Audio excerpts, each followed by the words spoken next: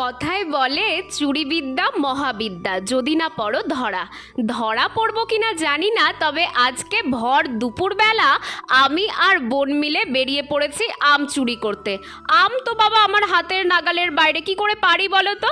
এরই মধ্যে বোন একটা লাঠি নিয়ে আম পাড়তে শুরু করে দিল। ও এদিকে আম পাড়ছে আর আমি এদিকে আম কুড়োচ্ছি। ব্যাস অনেকগুলোই আম আমাদের পাড়া হয়ে গেছে। জানো তো, ছোটোবেলাতে দেখতাম বড় মা এইভাবে কাঁচা আমের আম মাখা করতো। বড় মা তো নেই, তবে সেই স্মৃতিগুলো রয়ে গেছে। বোন এদিকে আম কাটতে শুরু করে দিয়েছে আর কাটতে কাটতে খেয়েও নিল। ওর মুখের এক্সপ্রেশন দেখে বুঝতে পারলাম আমের টেস্ট কেমন।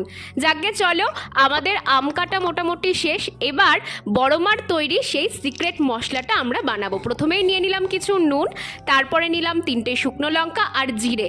এই দেখো মশলাটা, দেখেছো? দেখেই কি টেম্পটিং লাগছে না? বোন তো বললো দারুণ হয়েছে।